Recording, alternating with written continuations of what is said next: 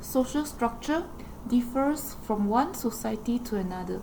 And now we are going to briefly talk about the social structure in China.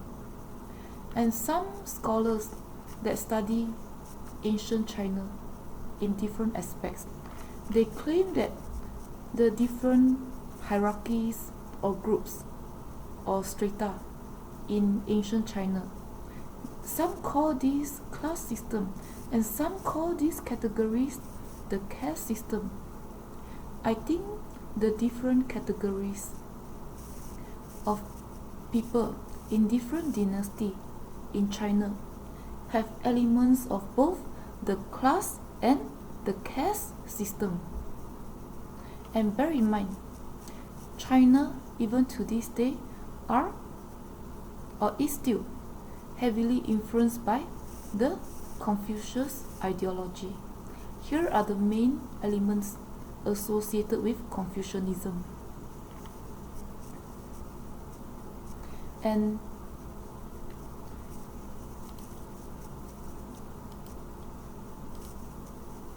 this is the class system of the Song dynasty.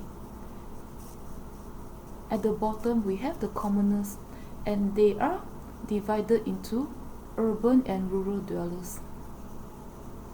And after that we have the gentry and government officials. And after the gentries we have the royalty. And as you can see from this structure, it is possible to move from a commoner to become a gentry through imperial examinations. And after that, maybe that person get to teach, like Confucius or other traditional scholars. Or some of them, after taking and passing these exams, they work in palaces for the royalties. So, as you can see,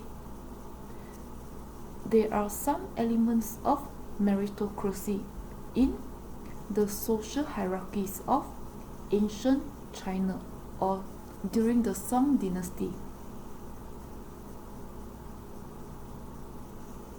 And some people can become government officials from here by taking exams. So there are some sort of meritocracy involved here. And there are some sort of fluidity in this hierarchy system during the Song dynasty. People can move from one hierarchies to another or one category to another. It's not very rigid, as we can see. And slavery was also abolished during the Song dynasty, and maybe partly because of that, slaves weren't part of any hierarchy groups. So, as we can see from here, sometimes the government policies or the political institutions during the Song dynasty can also affect the ranking system or the stratification system of the people during this time period. And this applies to other countries as well. And sometimes things that happen beyond the imperial court, like land annexation and privatization, can also lead to tax evasion. And this in turn affects the imperial revenues, and this ultimately led to increased polarization among the people living during the Song dynasty. And this somewhat altered the systems of ranking during the Song dynasty. And you can read this for yourself.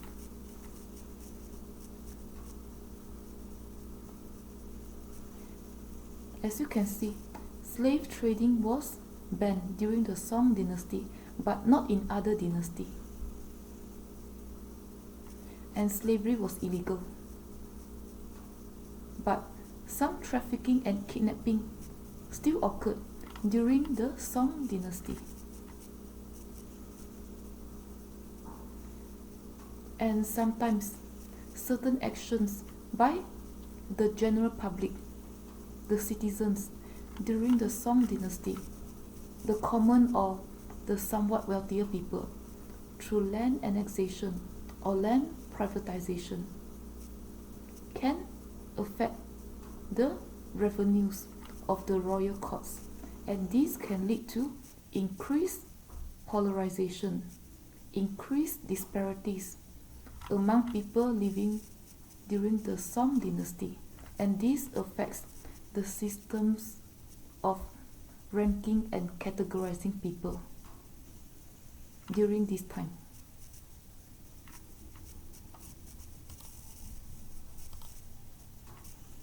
And this was the classification system during the Yuan dynasty. And rulers during this time, they clearly distinguished among elites from the previous dynasty, which was the Song dynasty, and the common people. And apparently there were two classification systems during the Yuan dynasty. They were the Samuel Hanren and Nanren.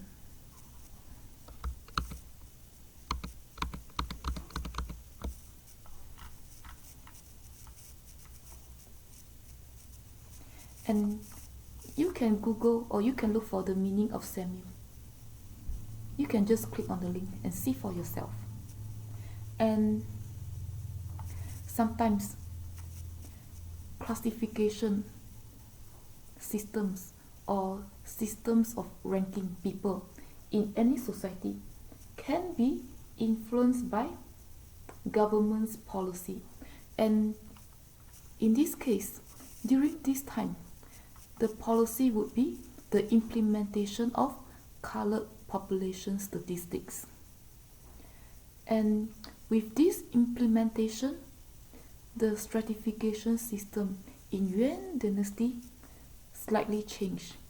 Now there was a different ranking system compared to this. Maybe there was an additional ranking system in addition to this one, these three. Now people are ranked according to their occupations. All these occupations identified here. And apparently, with the implementation of this colored population statistics system, it seems that all these are more of a caste system than a class system. They are based on birth. And maybe it can be almost impossible to move from one hierarchy to another.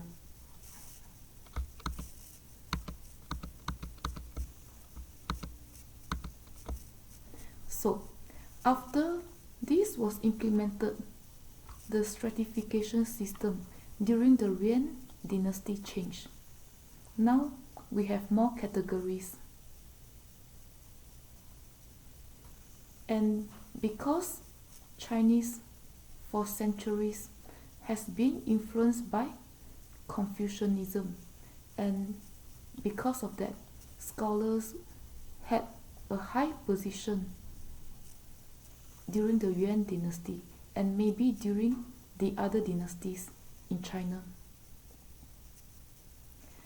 And it seems that this stratification system or caste system, because it mentioned on Wikipedia, this ranking system was based on heredity. So we would say that this was a caste system. I think people during this time were ranked based on the value or importance of their occupations. Maybe messengers were quite important during those times. They transport letters or goods or even services from one part of the country to another. And physicians were quite important too. Maybe the same thing for hunters. And we have a combination of elements of the caste and class system during the Song dynasty. People can move from the commoner to the gentry by taking examinations. And sometimes certain actions by just common people or somewhat wealthier people in that society can affect changes in the hierarchy system. And this is or was entirely a caste system when we transition from the Song dynasty to the Yuan dynasty. And once again, when there was a change in people who govern the country, now there was another change in the stratification system. And if we go to Wikipedia, craftsmen were severely exploited during the Ming dynasty, and sometimes they were being quote-unquote forced or made obligated to offer their services free to people in the royal courts. And maybe because of that, they occupy the lowest rung in the society during the Ming dynasty. And after that, we have commoners again in the middle. And there are two categories of commoner during the Ming dynasty. We have the Sheng Yuan and others. And people or commoner can become the Sheng Yuan through examination.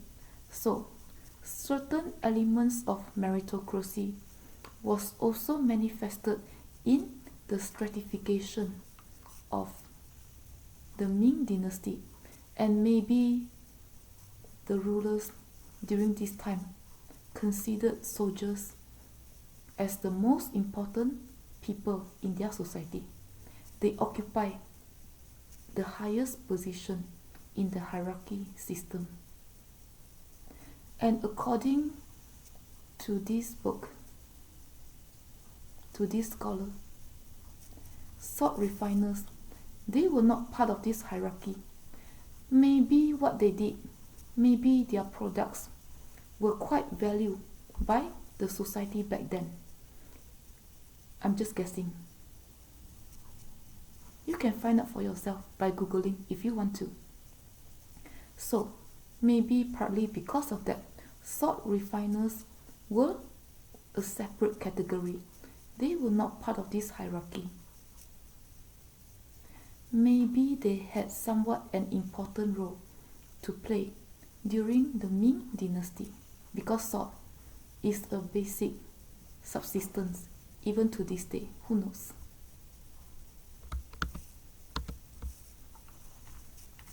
So, this was the stratification system during the Ming dynasty.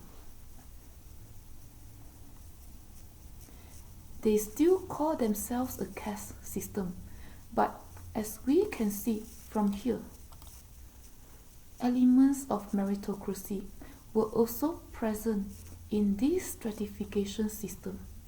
So, in my humble opinion, this may be a combination of class and caste system, but maybe it's more towards the caste system. Only people from this hierarchy can move from the commoner to a Sheng Yuan. This is what we mean by Sheng Yuan. You can just click on the link and look.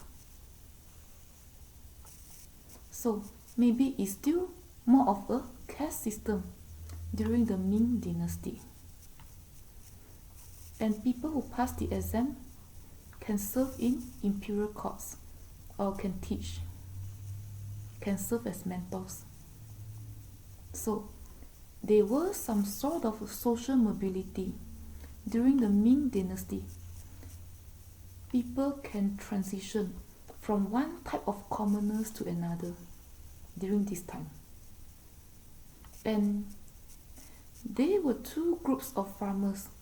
They were the relatively well-off, self-sustained farmers.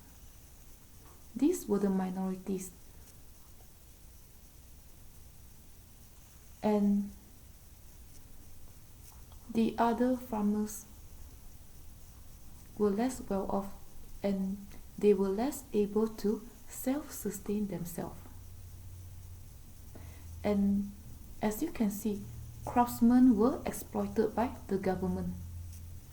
And in those days, in ancient China, because it was a highly patriarchal society, so because of that, most of the people with a certain trait or skills, I think majorities of them were men. Because women in those days, in ancient China, maybe they were required to stay home. They had a different roles to play, and they sometimes had to be escorted if they leave the house.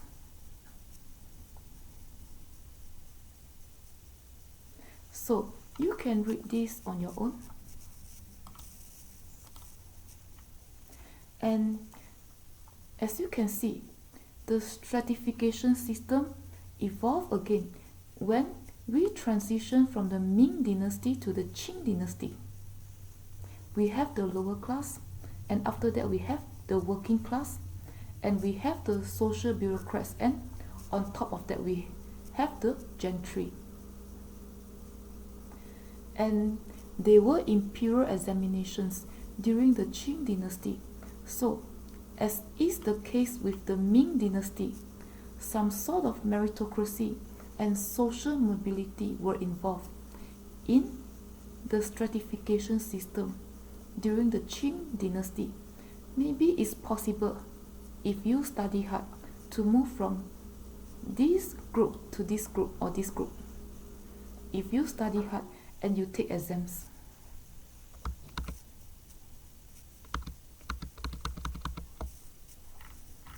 So these are the main classes,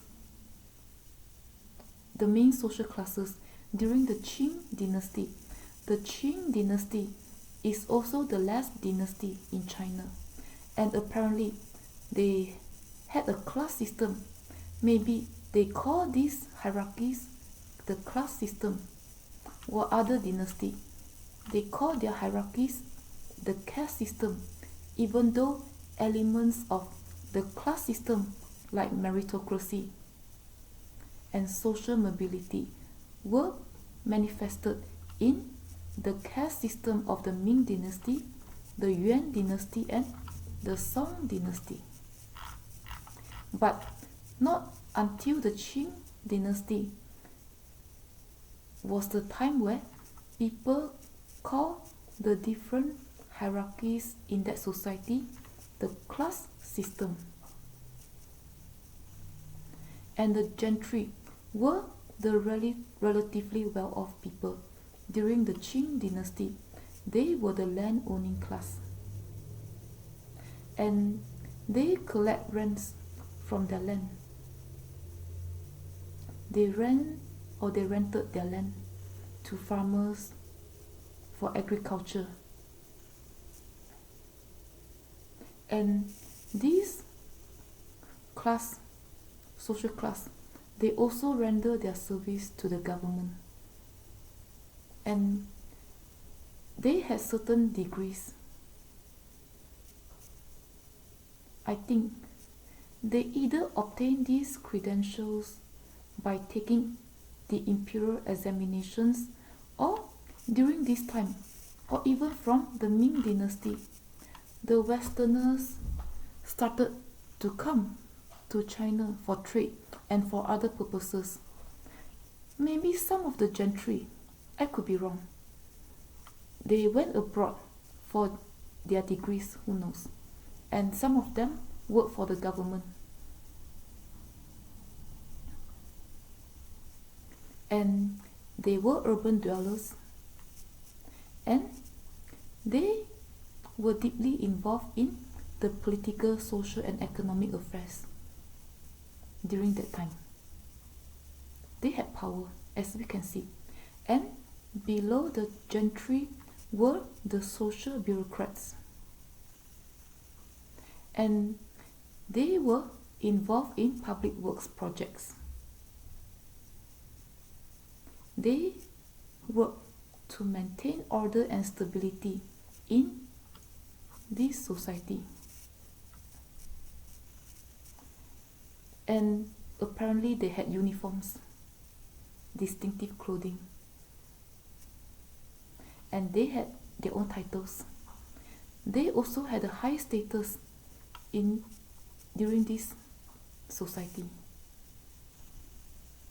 and they had special treatment apparently. And beneath the social bureaucrats would be the working class, and these included the laborers, tenant farmers, and landlords, or the peasants, the workers, and the merchants. And they were still better off than the peasants. And the working class also included the artisans.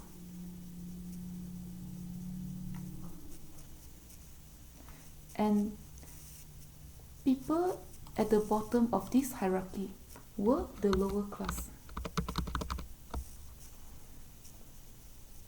And there were two groups of people within this social class. They were the good commoners and the mean people.